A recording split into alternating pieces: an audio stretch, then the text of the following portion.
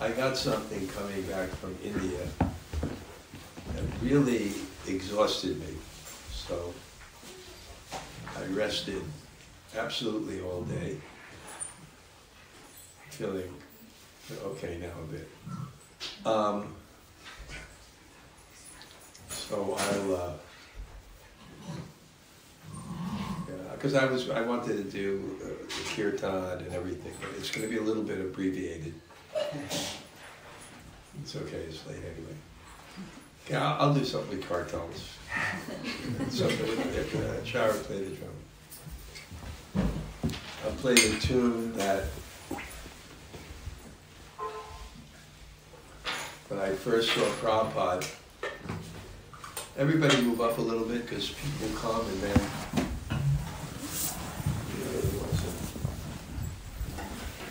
when I first saw Prabhupada in '71 at, I don't know if it was Idlewild or JFK Airport, I'm not sure when they changed the name. No, it was already JFK Airport. So I told the story before that Abhinanda was the leader of the temple. He was a charismatic leader. And he was a real leader. People listened to him. And he told the devotees that it should be very melodious when Prabhupada comes. He said, not Hare Krishna, Krishna Krishna, Hare Hare, Hare Hare. So we'll do that tune for a little while. I'll see. Hare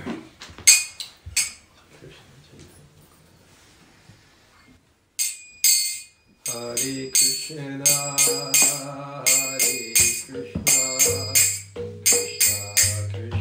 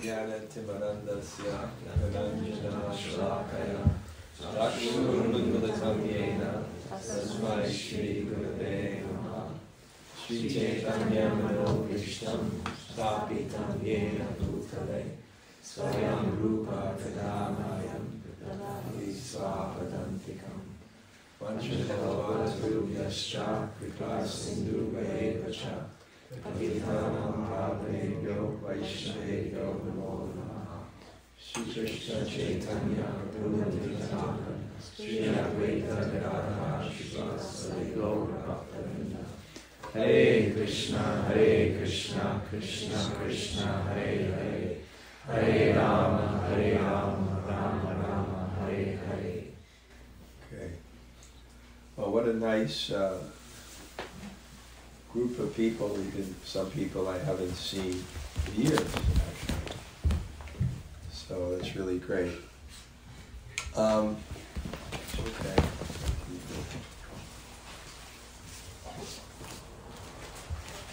I made a joke before I started that I'm at 10% of my energy, and that's normal, but actually it's not. Somehow other, came from India,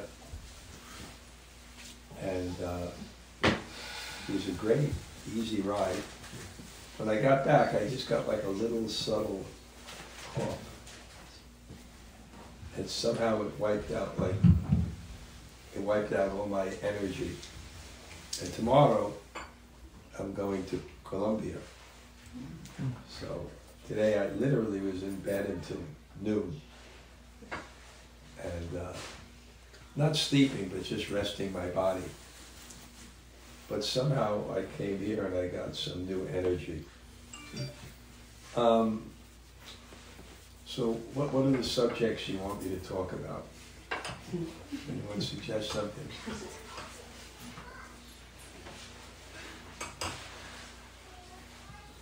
Okay, no help. Okay, well, what I'm going to begin with, the idea is I had to talk with a dear friend and a great Vaishnava, Kanana, passed away. And I don't think normally I would always speak about it, but in visiting him,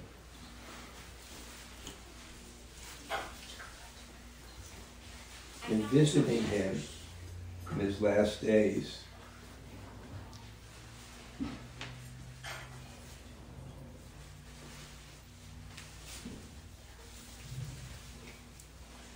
well, that's good. I was feeling so cold, but now I'm feeling hot. So that's good. In visiting him in his last days,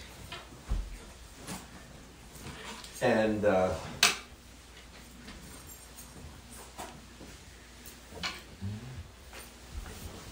visiting him in his last days and observing things and seeing the nature of his passing, which was quite extraordinary. It's an extraordinary devotee, and he should, when he passes away, there should be some homages, and I think it's a great opportunity now. I was in Vrindavan, and I was running the school, and he was running the temple, so we had some relationship. And Prabhupada said about the management in Vrindavan, it was cursed. It's very hard to manage in Vrindavan because there's a spiritual energy that moves everything towards God. And I often described that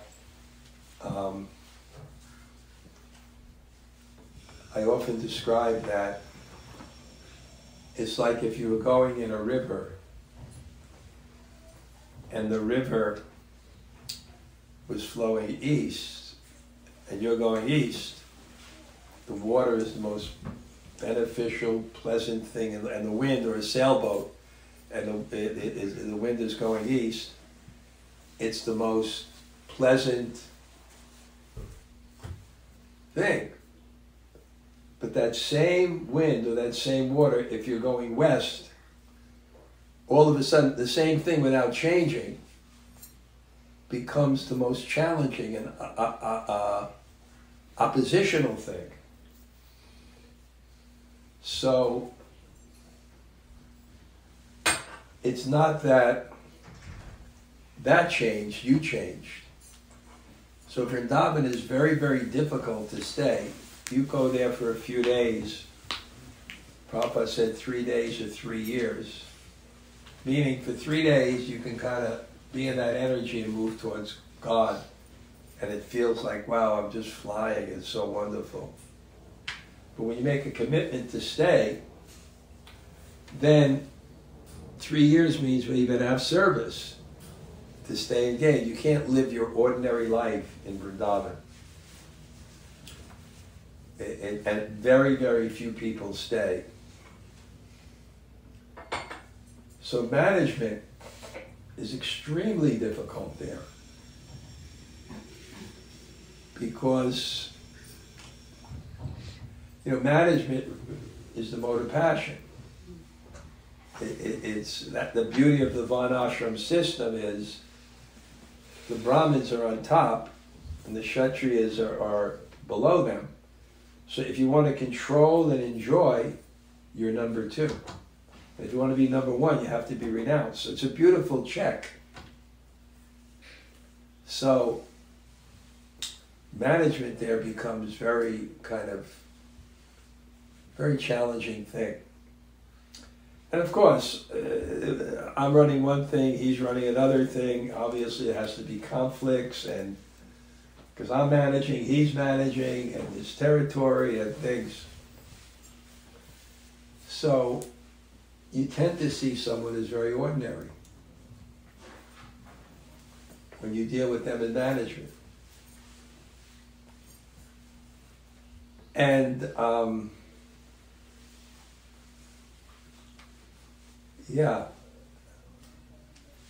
but there's the inspired side of the Vaishnava and there's the ordinary dealings. And I think we always have to remember that. Can you hear me in the back? Yeah. Yes, Maharaj. Okay.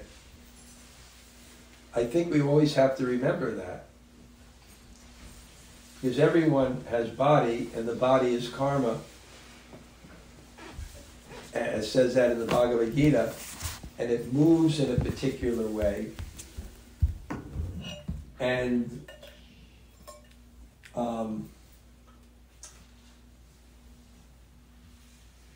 everyone has a different nature, and then there's a question of compatibility.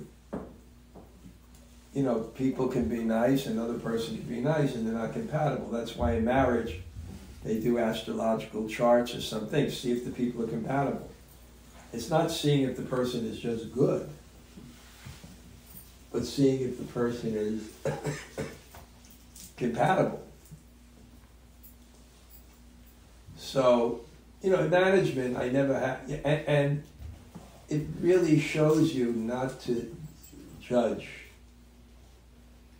devotees. The main thing is, there's Raghunath Das, I think it's in Harinam Chintamani, he said this, maybe you know this chara, there's 33 qualities of a devotee. And the most important one is your surrender to Krishna. That's the most important one. So when you look back, you really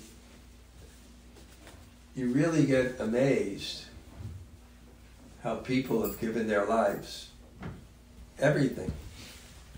And I know I tell you this story, I hope it doesn't shock you in Vrindavan, but the land in Vrindavan where they have the Balaram Hall and the Krishna Hall, we didn't have that land. And he somehow got that land, and he went to Mumbai and bought the land. And the mafia, there's mafia everywhere. The mafia was very upset. and they arranged to try to kill him. And he got shot. When he went to the bathroom at night, the person was in the other stall. He climbed over the stall and shot him in the back. And the bullet went through his back and came out his front. You know how there's smart bombs? If they direct, they can go like through windows and around things and get someone. They have things called smart bombs. If they direct it to you, it won't hit into the wall, it'll go through the window, it'll go up the stairs. I call this was an Indian dumb bullet. It managed to miss every vital organ in his body by a hair. By a hair. It was miraculous. So he made sacrifice. The management is so tough. He built the Samadhi in Vrindavan. He built the Samadhi in Mayapur. And then he went from management to preaching. And he was a great kirtanier and philosophy, etc. So, but the real test is how someone leaves this world. And amazing, I went to see him. You imagine he has cancer, and he's not going to take any painkillers because he wants to be in good consciousness. That's really tough. I don't know if I could do it. You're dying of cancer and there's so much pain. And he fasted completely from food for the last 3 weeks. And I did get to see him. I came into Vrindavan before I left. He was laying on his side. And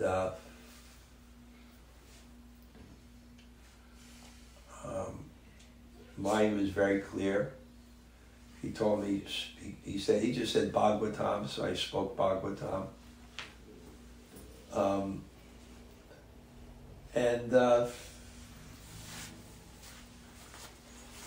Yeah, and then, when he passed away, his consciousness was clear.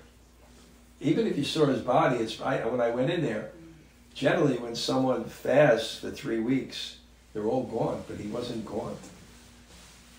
So it was quite, in other words, we make whatever judgments we want, but ultimately Krishna decides. Krishna decides who is exalted, who should be glorified. And, Krishna demonstrated, he didn't see any doctors for the last 8 months. There was an author, Christopher Hitchens. He was an atheist. He wrote a book, God is Not Great, How Religion Poisons Everything. And he was a great writer. I kind of liked him, even though he was an atheist, because he was an independent thinker. He took views that he lost all his friends. But he didn't believe in God, but he whatever he believed, and he was a great writer, and he was known that he could come home at 1 o'clock in the morning completely drunk, and then have a deadline of 8 in the morning for an article. I think he wrote for Vanity Fair, and he was able to write that article. So when he was dying, he wrote a book called Death.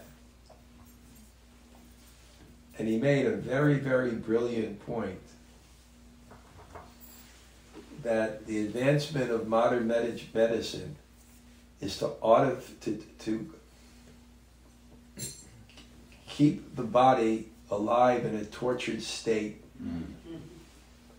and take all the family's money. That was his realization. And he was writing till the end of the radiation. So to actually have that commitment, Shreyas and Prayas. Prayas is immediate benefit and Shreyas is ultimate benefit. It's hard. When your immediate benefit is to kill the pain, But your ultimate benefit is to stay fully conscious at the time of death. And I don't think he was even that much pain. He was, but not that much.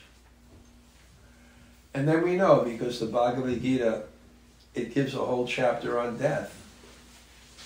And the Bhagavatam,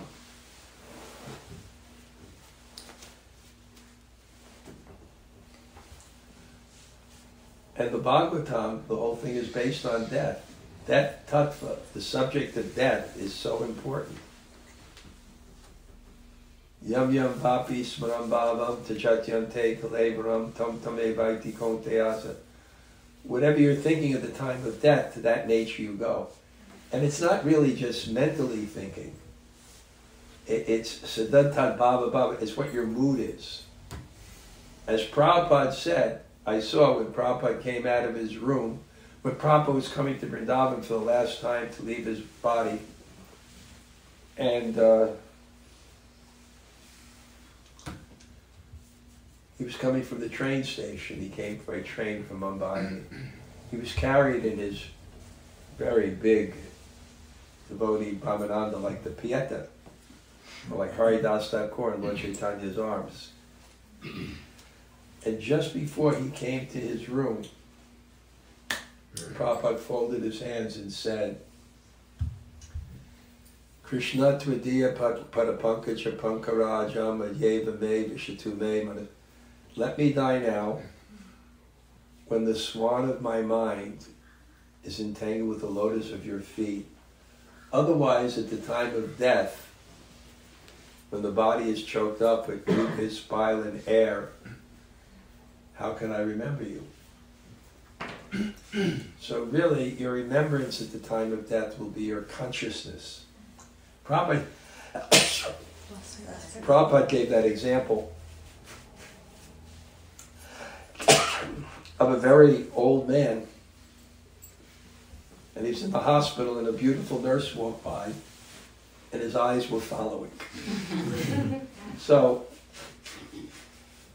that's his siddhanta bhava bhavata. It'll be easy for him to remember beautiful women, even if he's choked up. It's your bhava. So, I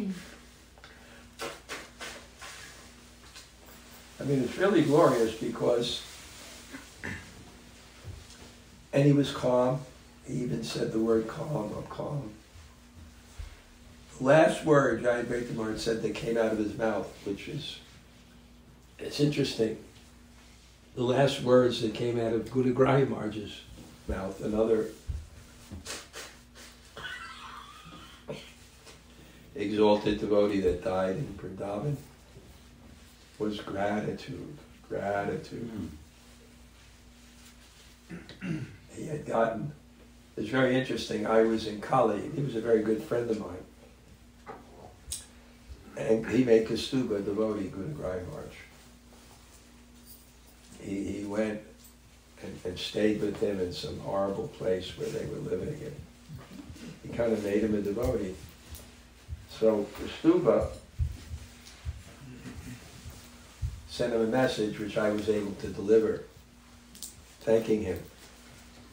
And then they sent me back the tape at Gudagrahi Maharaj. The last words he said was gratitude, gratitude, gratitude. So the last words that Kadamba's Kanana Swami said was mission.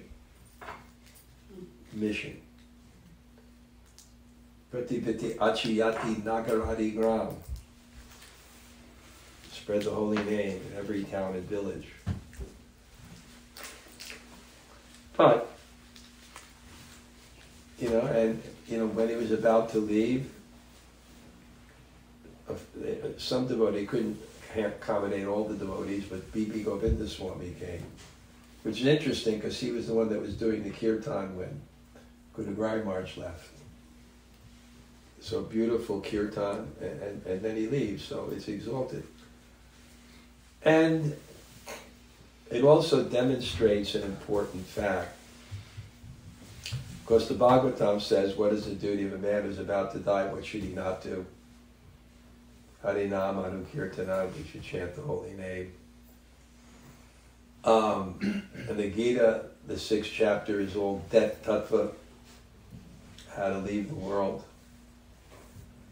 When Prabhupada was leaving the world, his sannyasis came in,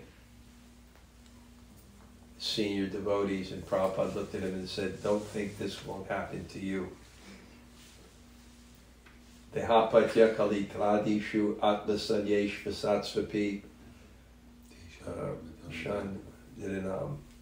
Vishanapi napashyati." You see that, but you don't see. What do you see, but you don't see, the Bhagavatam says? Somehow you have this idea that everything we're accruing in this world will protect us. But the verse says, everyone's died. My grandfather's died, my father's died, my father's father's, everybody in the world, the history is everyone dies, but no one acts like they're going to die. That's the psychology. That's the psychology. That's why in the Catholic church, for some of the heavy monks, they have what's called, I think, the catacombs. Is that what it's called? Where they keep skulls, just to kind of remind people of reality. I always tell the story of my grandfather. He was 90, in his 90s. He got cancer and he walked out of the hospital 6 times. He never in his life went to a funeral. He always had some excuse. He never went to a funeral. And somehow or other, I happened to be in when he passed away, and I went to the funeral. And my uncle described his last words. I thought I was strong, the strongest of the strong. I thought I was wise, the wisest of the wise, but it's not true. Of course, I coined a very nice phrase. When a spiritual person looks at death, death is the illusion of non-existence. One doesn't die if one becomes realized. I saw that in India, where there was this great lady devotee. I mean, she was very good family. Her father was the head of the Peabody Museum in Harvard. That's the main museum. Her father was the curator. And she distributed books like 12 hours a day. She was one of those people. She was so dedicated. And I was there when she left. She wanted to die on the floor, so they took the bed and put it on the floor of Vrindavan. They were putting pictures by her in front of her face. And then an hour before she left, the Ayurvedic doctor came in, who had put her cancer into remission. In the West, they opened it up. They said, there's nothing we can do for you. So she went to Vrindavan to just hear Prabhupada's books, like 24 hours a day, or as much as she could. And he treated her and it went into remission. And she went back for the Christmas marathon. These people really had some dedication. It was amazing. And then it came back again. She came, and I was in her room when she passed away.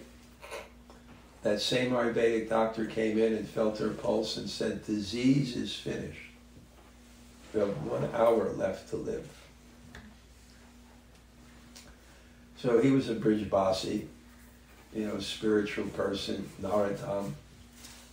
So what did he mean?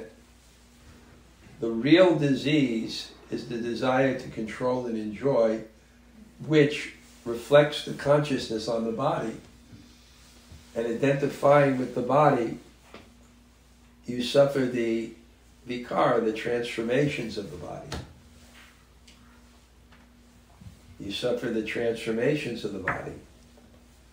But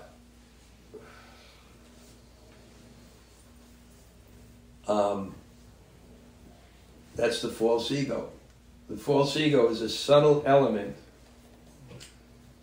that delimits the consciousness to a particular body. So it's only the false ego that you're thinking you're the body and you're experiencing the pains and the pleasures of the body. When you die, God in His infinite abilities, He figures out by your deeds and your desires and your consciousness what body you need to purify yourself and come closer to God. It could be a very suffering body, it can be a little bit better body, but whatever it is, it's all perfect. There's a particular experience you need next. A lot of times, what the realization you need, you can't get it until you have other realizations. So and then, when God makes that choice, then you get a false ego which delimits the consciousness to a particular body. So when disease is finished, it means you're free from the false ego. You just want to serve God. And I remember about 15 minutes before she left, no, about this, and 1 hour you have left to live, then she said, take a picture of me smiling for my God sisters who are preaching Krishna consciousness. And she smiled. Then 15 minutes before she left, she said, this is intense. But don't think it won't happen to you. It's amazing. We're all going to face that at one time. We're all going to face that at one time with all our attachments. One time a sadhu in Vrindavan told me, a very famous scholar actually, was a friend of mine. He said the real pain is not of death is not the physical body, because you can always take drugs or you go into coma. But the real pain is our attachments. That's the real pain. So it's inspiration, I think, Kadamba life is really amazing. His preaching, his dedication, and management, and kirtan, and classes. But to see the way he died in Vrindavan without any painkillers, in full consciousness, surrounded by the devotees in kirtan. In the Bhagavatam, it says, when the devotees come at death, it's Krishna coming at death. So to see that,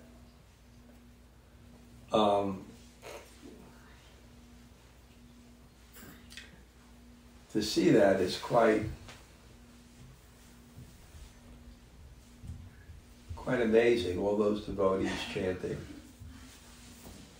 And then to see the Samadhi ceremony was so beautiful. You can look it up, Kanana Swami Samadhi. Looked it up, how they took the body there and then they put it in the hole and they pour in salt, because salt dries out the body. I know it does something to preserve it. That's the thing, if a sannyasi, they generally bury a sannyasi, everybody else they burn. These are just some of the little cultural things. But what it shows to me more than anything is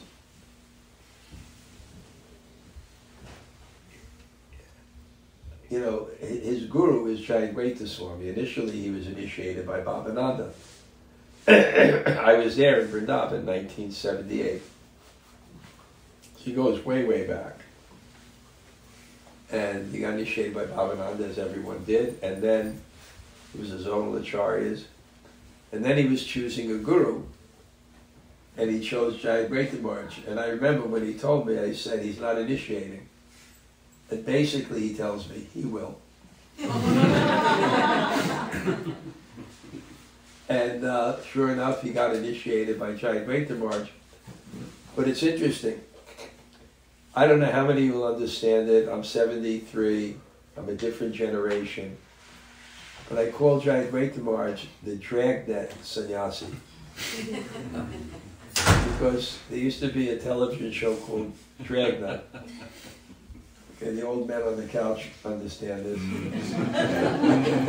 There used to be a show called Dragnet, and it was a detective show, and the guy was Joe Friday, and his thing was just the facts. He would cut through all the crap.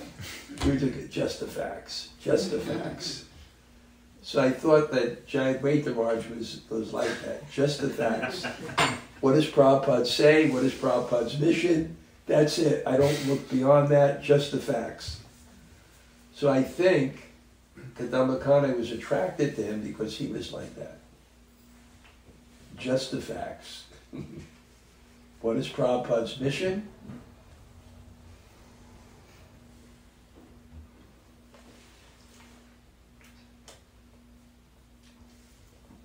All I ate today was a handful of blueberries. And the skin just came out in my mouth. I have to kind of chew it a bit here. I'm transparent. So, I think he took Jaya Swami because the disciple takes the mood of the guru. There are different types of Vaishnavas. There's not one mold. Even in Rasa theory, they describe the psychology of a pure devotee. And one psychology can be a pebble in a pond, another one can be a mountain in the ocean. The mountain in the ocean, it explodes, you don't see it on the surface. A pebble in a pond, a little small thing, you see the ripples. So one advanced devotee may be like the mountain in the ocean. The mountain in the ocean. They're very grave. Another one may be the pebble in the pond, like Krishna-das Babaji. Hare Krishna, Hare Krishna, Krishna Krishna, Hare Ram, Ram Ram, Hare Krishna, Hare. He's very effusive. So it's a mood, and I think he took that mood, just the facts. Prabhupada's mission, Prabhupada's practice, no frills, we'll go this. And it's a testimony to that, because look at the way he passed away. You can say whatever you want, but that's extraordinary. That's Krishna's mercy.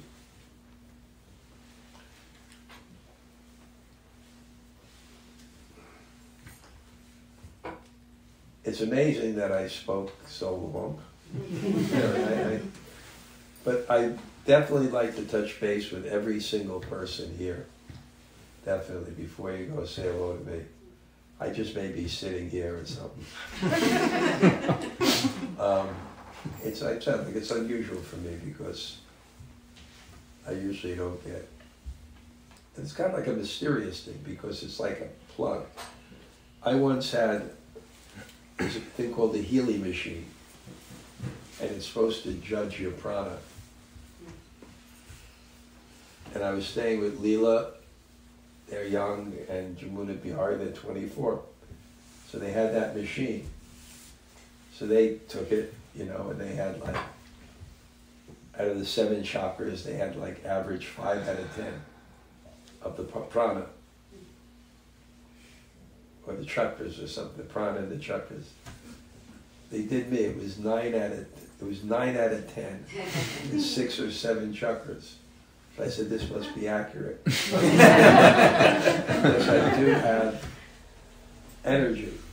So, but, it's great how Krishna deals with you. I'm just amazed I'm sitting here because I felt so uncomfortable in the morning up until noon that I just didn't get out of my zero gravity chair. And I was always cold. I was always cold no matter what I did. This jacket, a blanket, etc. So, are there any questions?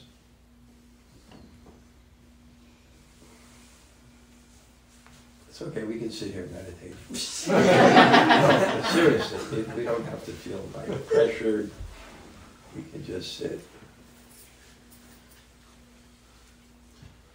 Can I give you something, Maharaj? What? Can I give you something? Give me something. I have something for you. Oh, okay. Is it a good time? Well, yeah, now it is. I'm always antsy, so. So how many years since I've seen you? It's been about a quarter of a century, about 25 years, I believe. 25 The years. big initiation of Madame Mohans, that was the last time we met. Really? You were at that initiation? Yes. Wow. I've been meaning to give this to you for Okay. longer than Yeah, I'll look at it and... You mentioned it the other day in your class when we were at 26nd Avenue. Okay, all right, good. I know what it is. Yeah, so he ever been to Dallas? He built most of that. The Dallas temple is a very intricate temple. Yeah. Yudhisthira is now in Vrindavan, and I have a lady who assists me taking people around. Take him around. He says she's a jewel. His wife is in ecstasy. She's crying. So it's nice. Yeah. He's a great soul. Okay, Jaya, any question? I'm just thinking about what you said about Kadamba Swami's last word was mission. And I was watching the video he made, the final message. I'm sure a lot of people watched it, but what really struck me, he kept saying, stay on the path, stay on the path, stay on the path. And so that makes complete sense that, you know, that would be That's what he was saying. Yeah. He said you should watch it, Mirage. It's about a 15-minute video that he left for his disciples, and he reassures them. It was really sweet. He goes, I will be with you. I will still be with you. And he says a number of times, stay on the path. Stay on the path. I'll be waiting for you. I'll be waiting for you. And we're all going to meet again. We'll meet again, yes. It's And the greatest celebration. Celebration ever. Yeah, it's Well, stunning. It's in the Bhakti Sandarbha it says that we should never consider great Vaishnavas historical personalities. As we don't consider Krishna as an historical personality. We don't consider Rupa Goswami a historical personality. So we don't consider Vaishnavas as historical personalities. But another thing that was really amazing is that how organized he was. Even he organized his own samadhi. That's why it was so that he told people this is how it should be done. So, he's very... And Jayadvaita Maharaj especially appreciated that, you know, when people came to South Africa, they mostly preached to the Indians. You know, culture and there's money and it just... And he went to Soweto and preached in Soweto, which is quite... And so Dira Janapriyo Priyakaro Namatsaro Pujatao. Dira, the 6 Goswamis were dear to the gentle and the ruffians because they weren't envious of anyone. So, it's pretty amazing. Any other questions? I have a question, Gurudev. Yeah. So, Kadamba Swami, he was dedicating all his life to preaching and to mission of Srila Prabhupada, and he, you know, he was a monk. And I have a question about grihasthas who engaged in so many other activities during their life. How it's possible to... It's a very good question. I think the main thing in bhakti is we're humble. Bhakti means humility. And humility means we do what Krishna wants. So obviously for a grihastha, Krishna wants them to take care of the family, they want them to, you know, take care of... So it doesn't matter. Kiva vipa kiva nasi, kena sujra ye Krishna veta tattva segra. Doesn't matter. One's a grihastha, but one has to...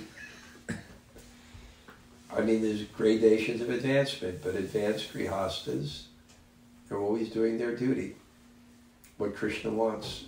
And sometimes it's very difficult, etc.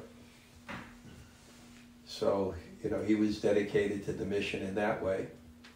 People can be dedicated in other ways. Main thing is, Anukliyena Krishnanu Shilanam Bhakta Uttama. You favorably, Anukliyena Krishnanu, follow with your activities Krishna. So Grihastha can do that. Everything they do is what Krishna wants. Attachment and detachment. Krishna wants us to fulfill our attachments also, to be peaceful, for the higher endeavor of Krishna consciousness. So our desires can also be what Krishna wants. They also can be the truth, following the truth. But not because we want them, but because Krishna wants them. Anybody else? Yeah. I wrote a couple of poems about Kadamba Swami. Yeah, you can read it. People would like to hear them. Yeah. Janta also has his new book on poetry if anyone wants to get a signed copy. I just want to give a little background. I've been writing poems for a few years, and I would send them to Maharaj, Kadamba Maharaj, and he told me that he liked them, and then one day he read a couple on his Zoom for his disciples, and Satsvarup Maharaj heard about it. Oh, and then he said at the end of the Zoom, he should publish these. And I thought that was very nice, but I didn't think anything more of it. But Satsvarup Maharaj sent me an email, and he said that he had heard that. And he said that when your guru says that's not a joke, then that's like an order. And so I decided to put a little energy into actually publishing it. And it finally finished it just a couple of weeks ago, and I gave someone a copy to bring to him, but I don't know if it got there, but I'm hoping it did. But he did ask his disciples to come see him last September, and I was able to go. But that was quite an adventure, and Santa's his disciple. And I wrote a couple of poems about this kind of turbulent incident when he told us that he was sick and he asked us to come. And just at that time, I got COVID, and it wasn't clear that I could go. So these poems are about this little up and down business. And I'll just read them, and there's 2 or 3 short poems. This one has an explanation. It's called Turning Points. I wrote to my guru, Kadamba Swami, joking with him about the process of creating a poem about surprises that appear in our material and spiritual lives. But he had a secret he was holding close to the vest, a tumultuous cancer diagnosis, and he was waiting for the right moment to tell his adoring followers. We were all grateful to see that his humanity and humility and spiritual vision of his future are unshaken. As I was letting the poem take shape, waiting for it to emerge, I heard the news. So the poem took one more wrenching twist. He told me a line from Chaitanya Charitamrita. What is the use of the arrow of the hunter, of the words of the poet, if they do not pierce the heart and make the head spin? And this is the actual poem I was writing when I heard the news. I am old enough that the Brooklyn of my youth is gone. My father was from an older version still, radio shows, fighting, enlisting during the Second World War right after high school. All the young men smoked.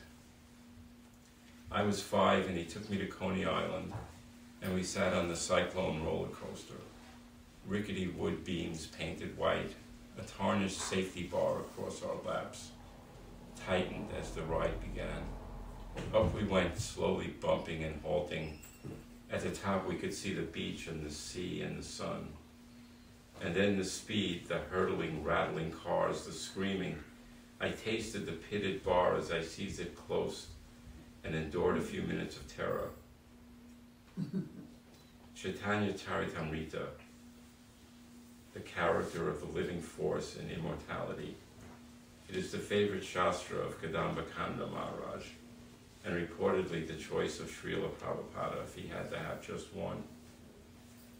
We read about the history of the universe in technical detail, and the branches of the sect for several generations, and the detailed list of the writings of the Goswamis, summaries of the various sections of Bhakti Rasamrita Sindhu, divided into seas and waves. And after we move slowly through the long list of the contributions of the great Goswamis, Rupa, Jiva, Sanatana, the text roars to life. We witness their visit to Mahaprabhu at Jagannath Puri, and we hear about his unsurpassable ecstasy, his absorption in the deities, and his identification with the love of the gopis and separation from their beloved. I grasped the book tightly, almost afraid to turn the page. How much was I qualified to hear about these intimate details of the life of the Lord in this sudden and astounding acceleration? There he was, in detailed description, his actual movements and conversations. The author's information from intimate sources is impeccable. The devotion of a chain of witnesses undoubtable. The transcendent experience of inspiration provided by the text is shared by 600 years of lovers, saints, and servants. And I thought that was a shock, that rapid ascent to literary joy. Thought that I understood how quickly things can turn, until I heard Maharaj's quiet explanation today, as he delivered the news to soften the blow.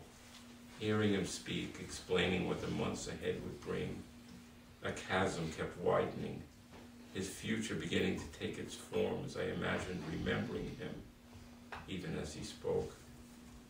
He straightens out my life and he turns it upside down. But the bitter news has its sweet taste somehow, as his courage and faith are unshaken. He invited us to meet him in Vrindavana, and soon, the splendor of his new home as it is being prepared, the warmth of the embrace he will feel on his arrival. Is the shadow of these what we feel in these moments that confuse the heart? There is a distant music to be heard in the heartbreaking time we have with him now, while he laughs. I'm a tough Dutchman. He'd like to say that. Then I have this poem called The Material World and It's Not Kidding.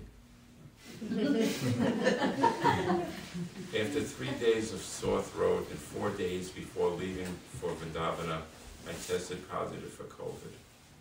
I'm already gliding into couch potato mode. Did you know that a home virus test takes exactly as long to show results as a frozen pizza?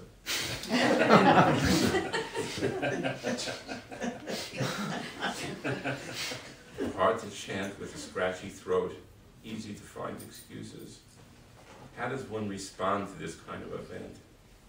I determined to go there in my mind, touch the dust to my head when I enter, go to Mangal Artik at 4 a.m. each day, buy beautiful outfits for Gauranatai, and feel the undeniable inspiration from the deity of Lord Balaram, whose eyes can see me. Do japa quietly at the Samadhi of Srila Prabhupada. With every moment I will feel that I am right there in my own heart, and at the heart of everything. Then I have some, I sent an email to Kadamba Kanana to tell him I couldn't come. He learned of my inability to join him. And this is his quote. That is a disappointment. In my mind, I already had several conversations with you. Magnificent discussions, they have taken place in the timeless realm of our affection. Everything was composed perfectly. I was prepared to miss the entire event of the pilgrimage to Vrindavana, but my symptoms ended suddenly and I was able to go. I arrived, though, in a fragile state of mind. and still wrestling with some issues involving my work as an attorney. Grumpy old Jewish gray stubblehead carries worries around like a crumpled brown bag with numbers written on it. Lord Balarama hooks it with his plow and tosses it into non-existence. You are here, don't miss it. What a perfect smile as he leans with a naughty air upon the shoulder of Brother Almighty. I have entered the Dham.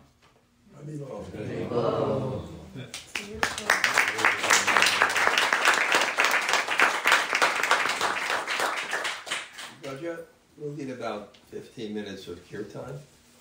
You want me to? Yeah. Oh, okay. And Premanava, you can play the Sanga. Sure.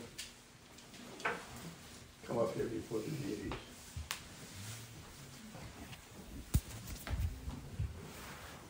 And then we'll take the Sanga. I wish I knew you were sick. I would have got you a tincture. Oh, what? A tincture. Oh. When are you leaving tomorrow? I could bring one. Tonight? Yeah. Okay. I gave the same tincture to Srila Swami, and he said I cured him. Okay.